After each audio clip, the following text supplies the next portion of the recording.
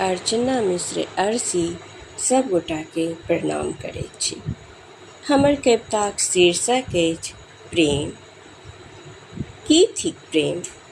की थिक प्रेम जे लागल छल मन में आस, नजर की राखू अहाँ पर, नजर की राखू अहाँ पर, हृदय में उठय लगैत अछि टीस, राति दिन करैत छी नेहोरा, भोर साँझ गोहरबैत छी, अहींसँ करैत छी प्रेम, अहींसँ करैत छी प्रेम, भूखल छी, जिनगी शून्य अछि प्रेमक बिना, जिनगी शून्य अछि प्रेमक बिना, व्याकुल मोन तड़पैत अछि, हृदय बेर बेर कहि उठैत अछि, हृदय बेर बेर कहि उठैत अछि, प्रिय रोम रोम अहाँक प्रेमसँ तीतल अछि, रोम रोम अहाँक प्रेमसँ तीतल अछि, बैसल छी धूप दीप लए, दीपक लौ में अहीँ नजरि अबैत छी, अहाँ बिनु हम किछु नहि छी जननी सृजनहारिणी, छी जननी सृजनहारिणी, प्रेम करैत छी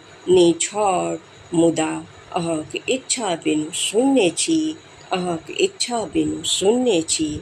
धन्यवाद।